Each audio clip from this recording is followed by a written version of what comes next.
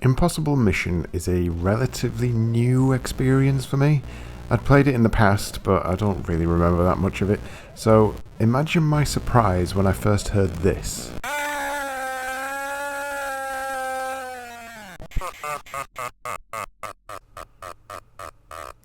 Or this. Destroy him, my robot. With those two pieces of terrifying digitized speech in mind, I had initially thought that the game was striking a relatively serious tone. It was only after playing for a while and realizing I had absolutely no idea what was going on that I decided to check the game manual. It was here that I read the game's story. Subject: mission of vital importance to national and global security. Operations to begin immediately. Utmost urgency. Okay, so far so serious. Situation: during the past 3 days, key military computer installations of every major world power have reported security failures. In each case, someone gained access to a primary missile attack computer. This is it's getting a bit Cuban Missile Crisis. Only one person is capable of computer tampering on this scale. One person, really? Professor Elvin Atombender, hereinafter referred to as Elvin.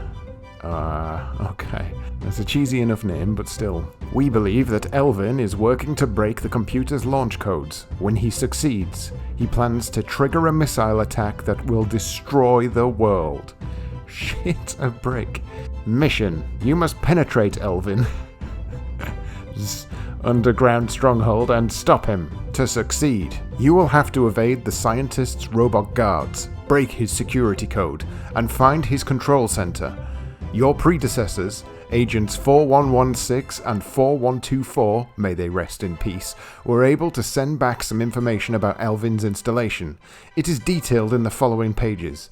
Your only weapons will be your keen analytical mind and your MIA N9366B pocket computer. Good luck. The world is depending on you. So, all of this paints a fairly serious picture so far, as expected, but then right on the following page is Elvin's bio, and it immediately starts off with the subjects. Hair? No. Eyes? Yes. What? His bio then goes on to tell us how Elvin was basically a normal boy who's into geeky things, but then when he was in college he became obsessed with a game called Giggling Penguin Invaders from Outer Space in the vicinity of Ursa Minor, and apparently Elvin had always hated penguins from Ursa Minor. At one point he nearly beat his high score, but then there was a power cut and now he wants to kill everyone. The juxtaposition of fairly serious coupled with off-the-wall nonsense is brilliant, to be honest, and it's not often that I go this in-depth on a game's manual, but the whole thing in particular is superb. Look at the amount of detail they've just put into this page alone.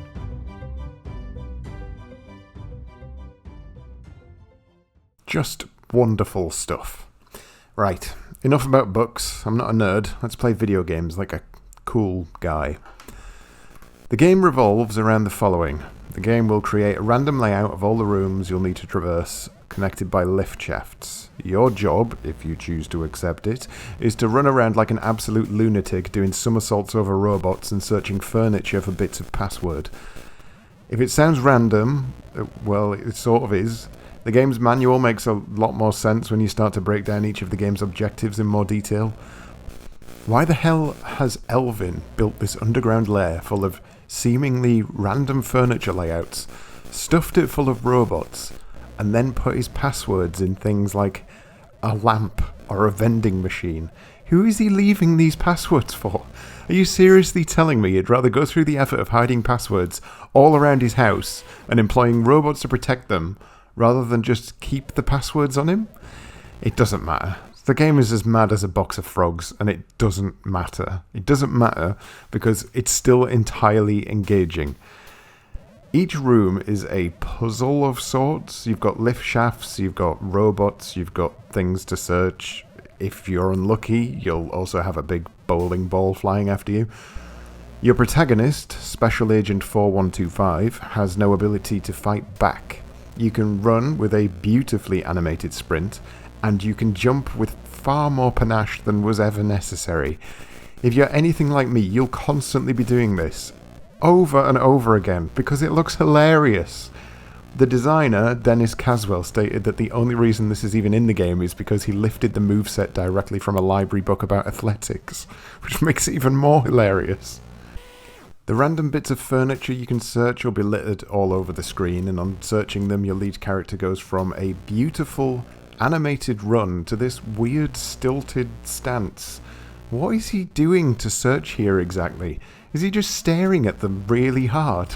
That's not the best way to search things, mate. No wonder it takes so fucking long.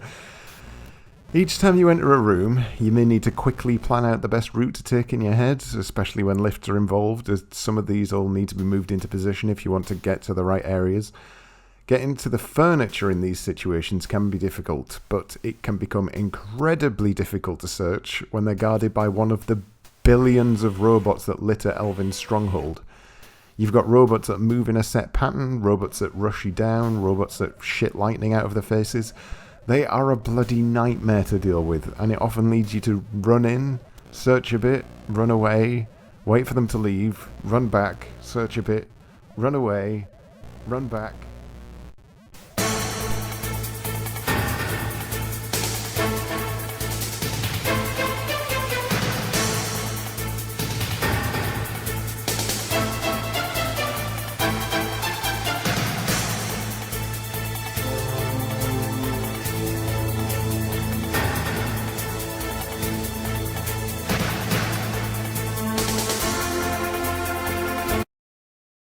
I love this. I love that you have to keep performing this weird dance with the robots to get anywhere. It's absolutely sweat-drippingly tense when you've navigated all the way to the top of an area and this is your last challenge. All you need to do is search in a strangely placed bin or maybe somebody's bed, but you have to keep dodging out of the way of a rampaging R2-D2. And then you finally succeed and you end up finding nothing. Nothing at all, you bastard. Outside of finding nothing at all, there are a few things you can find. Puzzle pieces, which I'll come back to, and passwords you can use to help you out on screens.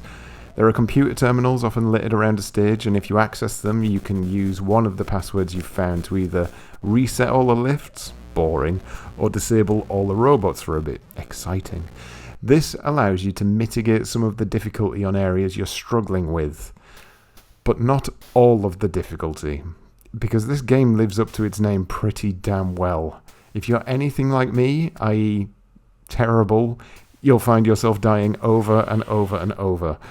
While this sounds like it could lead to endless frustration, the developers made the incredibly sensible choice, and one that I wish other games had adopted back in the day. You don't have lives. You instead have a countdown.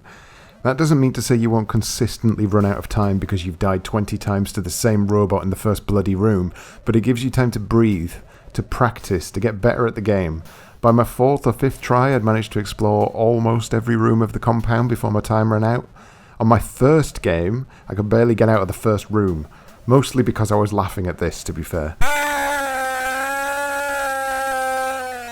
There is an endgame to all of this furniture searching, though. One that I haven't touched on quite yet. Puzzle solving. Whenever you enter the lift shaft, the UI pops up and you can access your pocket computer to try and put all of the pieces together. The manual shows you just how complicated this can be, especially when you have tens of pieces stashed in your inventory that can be upside down or back to front or both, and you've got to work all of this out. Just to clarify, there are 9 puzzles, each with 4 pieces, and you have to work out each of them in order to escape. Jesus wept. And I know it's possible. I've seen people doing it. I've watched people who've seemingly only played Impossible Mission since it first came out because they fly through each stage like it's absolutely nothing to them. And so, we loop back around to that serious tone again. Impossible Mission is serious goddamn business. If you want to complete this game, you need to be able to get through each room with minimal deaths, search all the furniture, explore the entire complex, solve all the puzzle pieces, and then get back to the exit, and all within a time limit. And every time you play, the layout and the puzzles are changed. All of this because somebody wants to blow up the world because of a power cut. Don't get me wrong though, it might sound like I'm about to kick this game in the teeth for being difficult, but the opposite, I would say, is true. While the barrier for entry is high, I never once found myself becoming frustrated with the game's cruel grip. The removal of lives means you constantly try again. The randomized layout means the game doesn't become stagnant in early stages. The difficulty is pitched at just the correct angle to make completing it feel like a supreme accomplishment, I presume. But it also means that those behind the curve gradually get better at it. The game trains you to be better, because it doesn't kick you up the arse after 3 deaths and send you all the way back to the start. It's encouragingly tough. Teachingly hard. I don't think teachingly is a word. So, all in all, with no real nostalgia for the game, I can still highly recommend it to anyone who can stomach that initial spike of difficulty. You will get better at it. That spike will start to dull and curve off. And then one day, who knows? Maybe it'll even eventually turn into a possible mission